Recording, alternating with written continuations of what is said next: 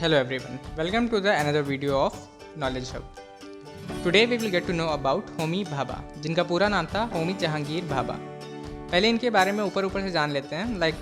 He was having a great interest in arts. He used to buy paintings and even create them. इन्हें जहाँ भी exhibitions में painting दिखती थी और जो इन्हें अच्छी लग जाती थी वो ये खरीद लेते थे. इन्हें क्लासिकल म्यूज़िक में भी काफ़ी ज़्यादा इंटरेस्ट था और गार्डनिंग में भी काफ़ी इंटरेस्ट था. और TIFR जो कि आप लोग जानते होंगे, Tata institute of fundamental research को बनाने में इनका काफ़ी बड़ा हाथ था और उसके फर्स्ट डायरेक्टर भी होमी भाभा ही थे. अब हम इनके अर्ली लाइफ के बारे में जान लेते हैं. So he was born in a wealthy family. Education से काफ़ी पुराना नाता था इनके परिवार का.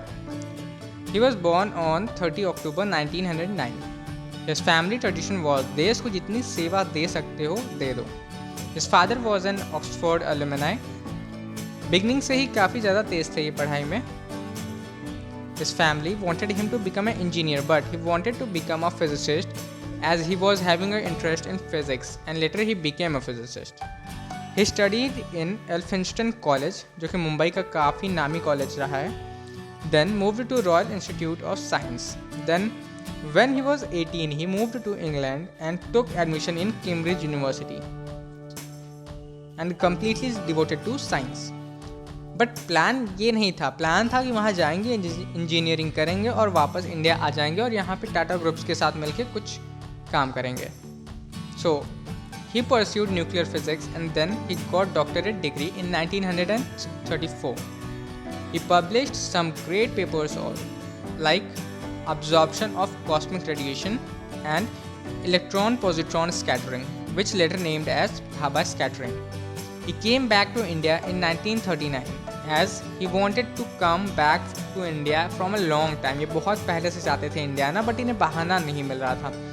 तो क्योंकि उस समय हिटलर नियरली पूरे यूरोप को कंट्रोल कर चुका था, सिर्फ इंग्लैंड बचा था और वर्ल्ड वॉर 2 का टाइम था 1939.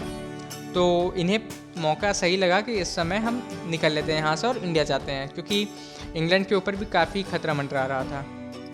तो इसके बाद ये इंडिया आ गए. So here he joined IIS, Indian institute of science, as a reader by accepting the offer of CV Raman, एक और लेजेंड. CV रमन को नोबेल अवार्ड भी मिल चुका है. Then he wrote a letter to JRD Tata. मतलब इन सब के बाद जब वो एक्सेप्ट कर लिया ऑफर और वहाँ रीडर के पद पे ज्वाइन कर लिया, उसके बाद इन्होंने बाद में he wrote a letter to JRD Tata to encourage nuclear physics in India. As that time India was completely dependent on other nations. In response, JRD Tata told him that हाँ आप करिए, हम हेल्प करेंगे. Then TIFR established हुआ, जो कि अभी शुरुआत में हम बताया. TIFR Tata institute of fundamental research established हुआ. 1945 1 जून को ये established हो गया. Later he wrote a letter to Jawaharlal Nehru. इन्होंने जवाहरलाल नेहरू को लेटर इसलिए लिखा क्योंकि ये चाहते थे कि एटॉमिक एनर्जी के क्षेत्र में भी कुछ किया जाए.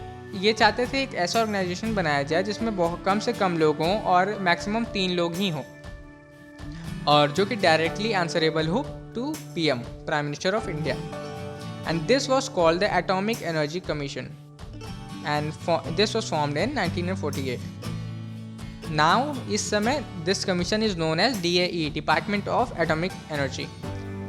So after that he made a group with some of the finest minds in the country and they started to strategize that how everything has to be done. In TIFR he thought that they need to establish a separate laboratory to work on nuclear energy.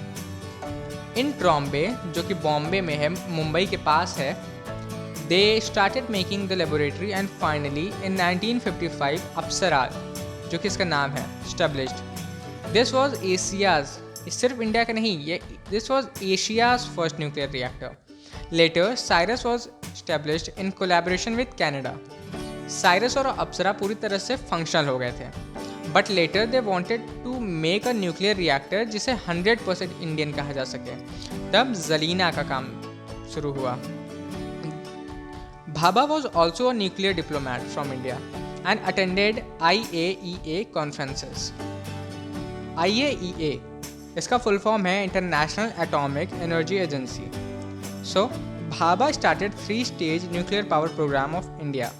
He also assisted Vikram Sarabhai, one more legend, जिनके बारे में हमारे channel पे जल्द ही एक video आने वाली है. In TIFR, he made a beautiful collection of paintings as he loved paint a lot, and by all the paintings that he loved, जो कि मैंने पहले भी बताया. He also loved the gardening and designing that how a garden should be styled so that it looks soul snatching. TIFR की beauty में भी भाभा का योगदान है. वहाँ पे जितने भी साइंटिस्ट आते हैं वो कहते हैं हमने इससे अच्छी जगह देखी ही नहीं है, वो इतने अच्छे तरीके से डिज़ाइंड है TIFR. सो अब हम जानते हैं कि इनका डेथ कैसे हुआ, जो कि काफ़ी मिस्टीरियस है, जिसका आज तक एक्चुअल रीज़न किसी को भी नहीं पता, बस तर्क दिए जाते हैं. तो 24 जनवरी 1966 एयर इंडिया की फ़्लाइट क्रैश होती है नियर मॉन्ट ब्लैंक. तर्क यहाँ ये दिया गया कि कुछ मिसअंडरस्टैंडिंग हुई जिसके कारण प्लेन क्रैश हो गया और होमी भाभा का डेथ हो गया. किसी को नहीं पता कि रियल रीज़न क्या था, मगर अलग अलग तर्क ये दिए गए.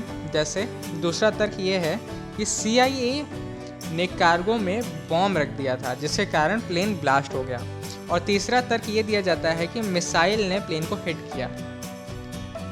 सो यही कुछ रीजंस दिए जाते हैं, बट अभी तक किसी को भी कंफर्म नहीं पता है कि इनका डेथ हुआ कैसे.